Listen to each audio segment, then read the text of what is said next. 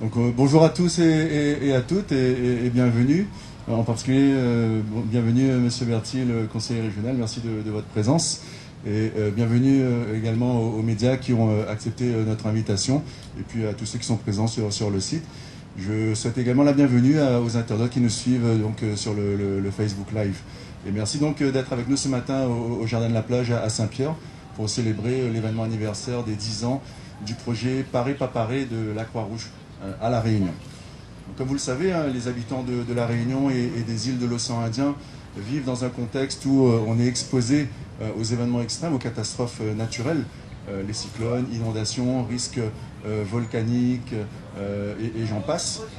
Et ces événements sont, on le sait maintenant, les scientifiques le disent, exacerbés, accrus par les effets du changement climatique. Dans l'océan Indien, depuis un peu plus de 20 ans, la Croix-Rouge, à travers la PIROA, la plateforme d'intervention régionale de l'océan Indien, a mis en place un dispositif régional pour pouvoir répondre aux catastrophes naturelles dans l'ensemble des îles de la région, avec des équipiers secouristes qui sont formés en situation de catastrophe naturelle, avec également des moyens matériels, des stocks humanitaires qui sont prépositionnés aujourd'hui dans l'ensemble des îles de la sous-région. Et on a notamment, suite à des cyclones et des inondations, à de nombreuses reprises, pu mobiliser l'ensemble de ces matériels et de ces personnes sur de la réponse d'urgence.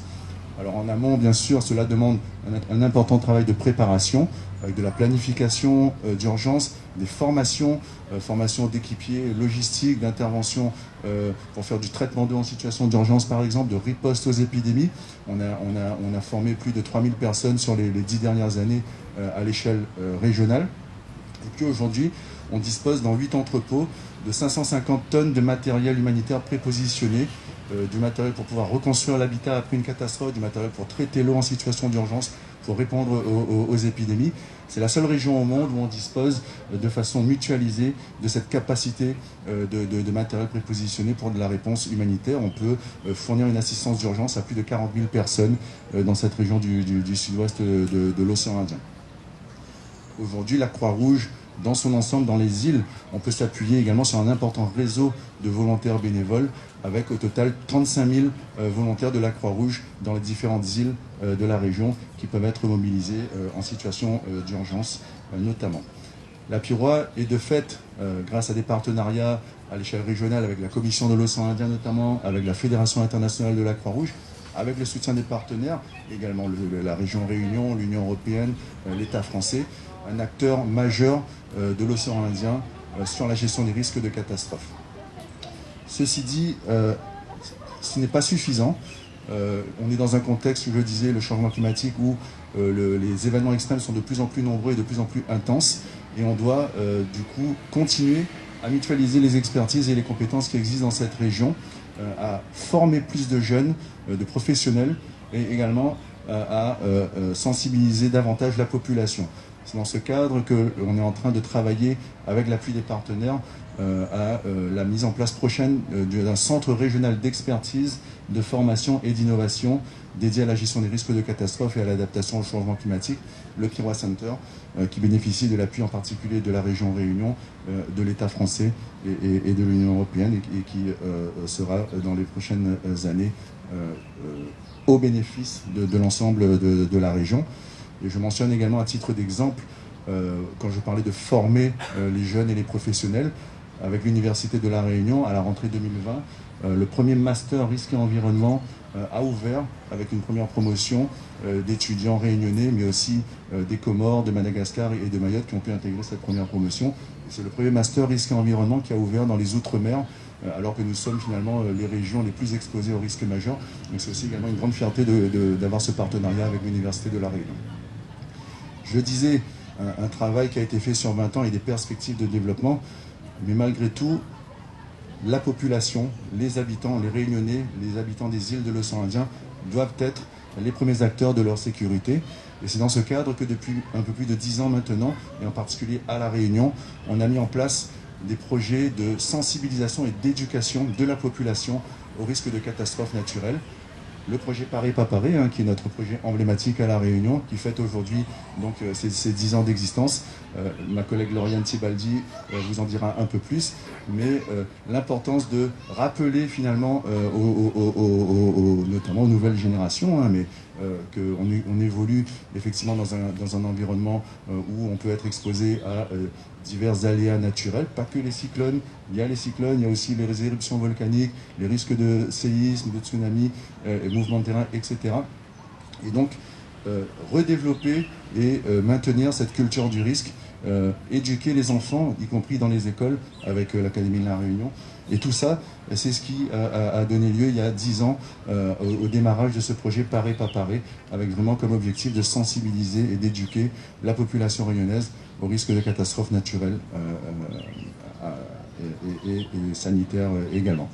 Voilà, donc je vais laisser mes collègues, et en particulier Lauriane Tibaldi, qui est la chef du projet Paris pas Paris, vous en dire un peu plus sur cette journée. Je vous remercie à nouveau de votre présence.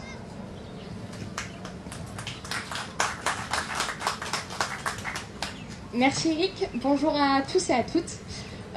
Donc comme Eric l'a dit, les Réunionnais dans leur ensemble sont tous vulnérables au risque de catastrophes naturelles. On entend souvent parler à La Réunion de cyclones, de mouvements de terrain, d'inondations ou encore d'éruptions volcaniques. Mais il existe aussi les feux de végétation, les séismes et les tsunamis. Donc ce sont 7 risques naturels qui menacent l'île de La Réunion à l'heure actuelle. Ce qui fait que La Réunion est le département français le plus exposé au risque de catastrophe, et c'est quand même important de le souligner. Comme Eric l'a dit et l'a mentionné, et je ne reviendrai pas dessus, il est important aujourd'hui de continuer à faire de la prévention auprès de la population, puisque cette culture du risque dont il parlait, qui est importante, n'est pas suffisamment inscrite dans les mémoires des Réunionnais aujourd'hui. Donc notre but, nous, avec le projet Paris pas Paris, c'est tout simplement de venir renforcer cette culture des risques en faisant de la réduction des vulnérabilités des populations via des interventions sur le terrain. Il y a 10 ans, le projet a commencé dans les écoles. C'était le tout début, c'était le début d'un long chemin, puisqu'on a commencé à dispenser un programme d'éducation scolaire dans les écoles auprès de 500 enfants. Aujourd'hui, plus de 27 000 enfants de CM1, CM2 et 6e ont des enseignements obligatoires sur la réduction des risques de catastrophe dans les écoles. C'est un programme qui a été mené en partenariat avec le rectorat, qui aujourd'hui gère dans son autonomie ce programme, et nous, la Piroie, on vient en soutien au rectorat pour les appuyer dans la formation des enseignants, mais également dans le développement de supports pédagogiques. En parallèle de cet enseignement qui dure maintenant depuis 10 ans, on a mis en place des interventions comme aujourd'hui, où à travers des jeux pédagogiques et ludiques, les populations peuvent venir s'amuser tout en apprenant. Le but, c'est qu'à travers un jeu de questions-réponses ou différentes expériences, la population ressorte grandie, ils connaissent un petit peu mieux les phénomènes naturels, ils connaissent les bons gestes pour s'en protéger, et de ce fait, ils sont plus résilients. C'est vraiment le cheminement qu'on essaie d'apporter à chacune de nos interventions. Et en contrepartie, donc, on vise les jeunes et la population dans son ensemble, et on essaie maintenant, au-delà du projet Paris pas Paris, aussi la Piroie, Eric l'a dit, d'agrandir un petit peu notre public, puisque les jeunes c'est important, mais il y a aussi les collectivités qui sont importantes. Donc on est un petit peu là sur un levier avec Paris pas Paris au bout de 10 ans, et on s'intéresse maintenant à la préparation des collectivités, qui est très importante. Du coup, c'est par le biais de formation à la réduction des risques de catastrophes, mais également au plan communal de sauvegarde, qui est l'outil de gestion de crise des collectivités, que nous intervenons pour que ces communes soient opérationnelles en cas de gestion de crise. Donc ça, c'est pour la partie un petit peu stratégique. Pour aujourd'hui, donc, comme Eric l'a dit, on fête les 10 ans du projet Paris pas Paris, qui est emblématique à la Réunion. Donc cette journée se déroule en 2 temps. Ce matin, on a lancé une course d'orientation avec 10 équipes participantes qui auront pour objectif de reconstituer un puzzle, et qui s'affronteront également sur des activités de prévention, puisque c'est quand même le but. Donc cette course va durer jusqu'à midi et ensuite cet après-midi il y aura donc le village de prévention Paris pas Paris qui se déroulera avec l'ensemble de nos activités de prévention. Donc ça passe maintenant par la réalité virtuelle avec l'immersion dans une montée des eaux pour connaître les bons comportements et savoir s'en sortir avec des jeux de pari buzz, des buzzers, des questions-réponses à travers un jeu ludique et innovant, mais également les premiers secours, puisqu'on a un stand également d'initiation aux premiers secours, aux gestes qui sauvent, pour que la population soit plus résiliente. Ce projet n'aurait pas pu voir le jour sans l'ensemble de nos partenaires, puisque à La Réunion, on a la chance et le privilège d'avoir réussi à regrouper autour d'un même projet de prévention l'ensemble des acteurs de la gestion de crise. Donc ça passe par la préfecture, ça passe par les services de pompiers, par l'ONF, donc l'Office national des forêts, que je remercie, qui ont un stand aujourd'hui avec nous. On peut aussi avoir la Cité du Volcan, je ne vais pas tous les citer parce qu'on a une longue liste, mais tous ces partenaires se réunissent tous les ans avec nous lors d'un comité de pilotage pour qu'on puisse parler des perspectives stratégiques, mais également des nouveaux outils de prévention que nous pourrions développer pour les prochaines cibles. Et enfin, je vais avoir un dernier mot pour l'ensemble de nos bénévoles Croix-Rouge française, puisque sans eux, ce projet n'aurait pas pu voir le jour et toutes nos actions ne pourraient pas se passer. Donc c'est aussi l'occasion aujourd'hui de les remercier encore une fois pour leur investissement, pour le temps qu'ils donnent et leur bonne humeur tous les jours sur les événements grand public. Donc voilà, un grand merci à eux et à toute la Croix-Rouge, tous les bénévoles, etc. Je vais maintenant passer la parole du coup à Georges Faubourg, le président de la délégation territoriale de la Croix-Rouge française. Merci beaucoup.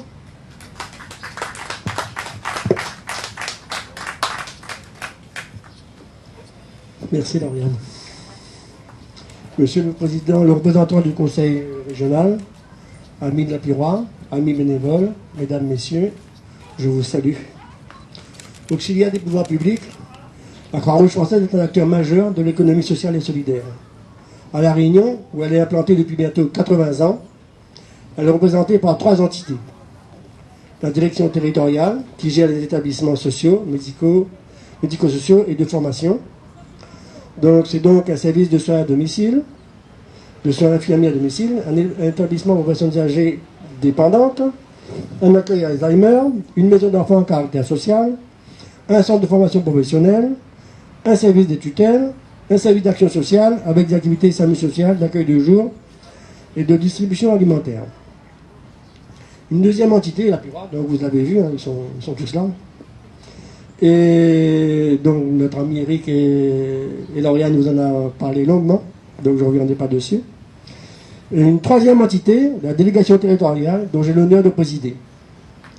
Le rôle de la délégation, c'est de coordonner les activités dans le domaine de l'urgence et secourisme et de l'action sociale. Ces actions sont mises en œuvre par plus de 300 bénévoles.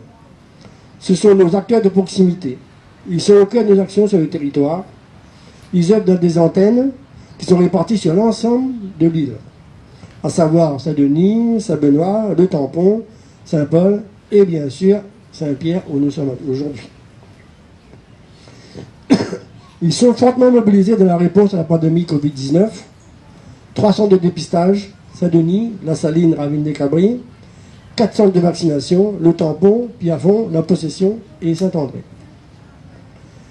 Nous les remercions vivement pour leur investissement et leur persévérance.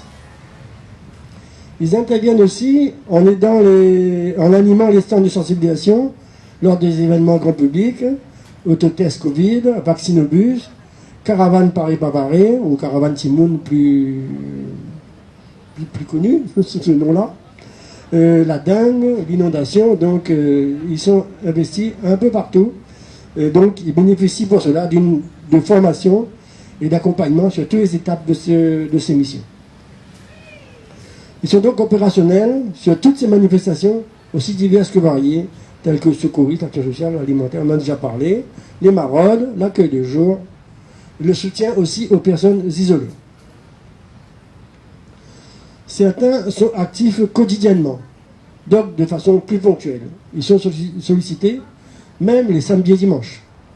Les centres de vaccination sont ouverts les samedis et dimanches, toute la journée, et les jours fériés. Les bénévoles sont aussi, donc on a vu, Yolande l'a souligné tout à l'heure, sont aussi actifs sur les activités de prévention que la PIROA met en œuvre. Saluons aujourd'hui leur travail de prévention et de sensibilisation à la gestion des catastrophes naturelles et des catastrophes sanitaires, en parfaite adéquation avec les salariés de la PIROA. Et cela dure depuis 10 ans. Je vais laisser la parole à notre représentant du conseil régional. Et après, je ouvrirai la journée d'aujourd'hui.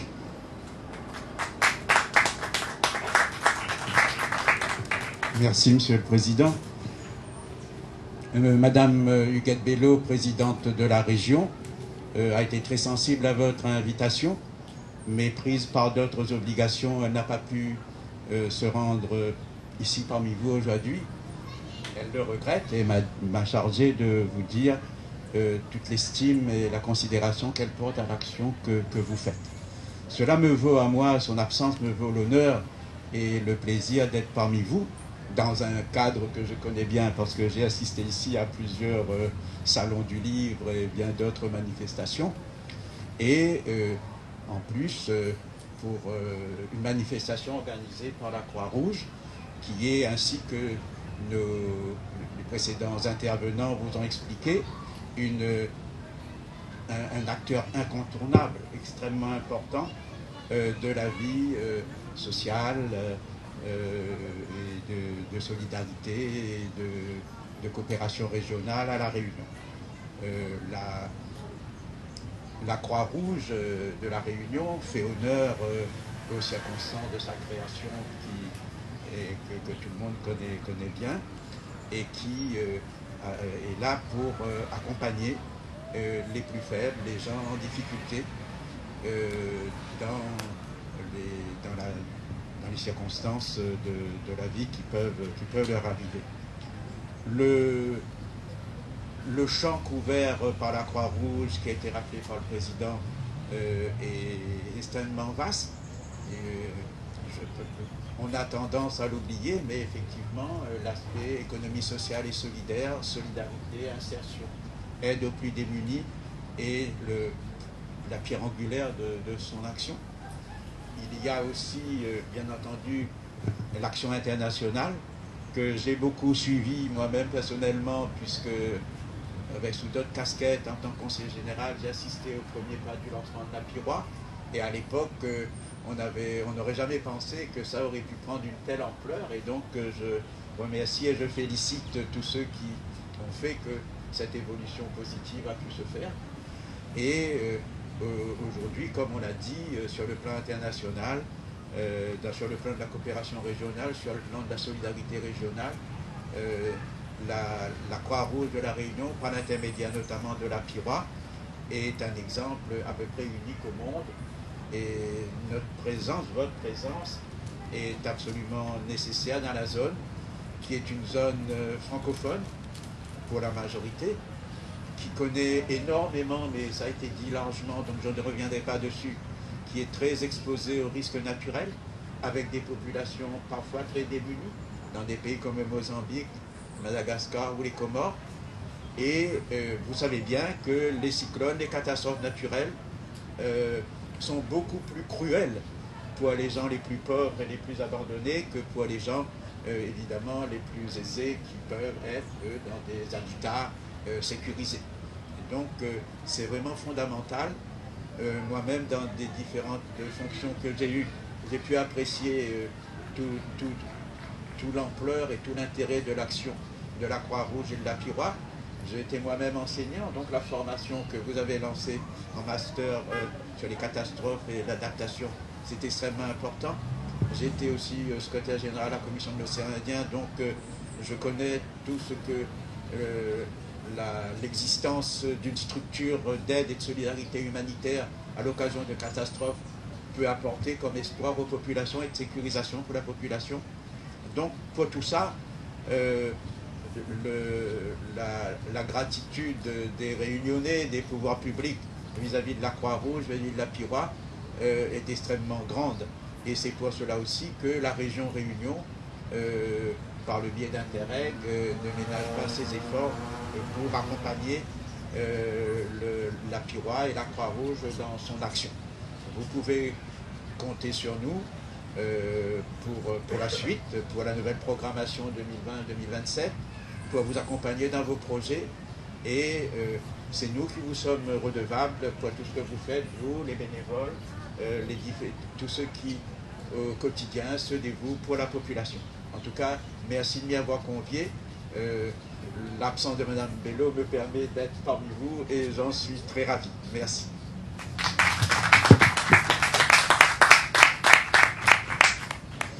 Donc je souhaite à tous une excellente journée. Je déclare ouverte cette journée d'anniversaire de Paris, pas Paris.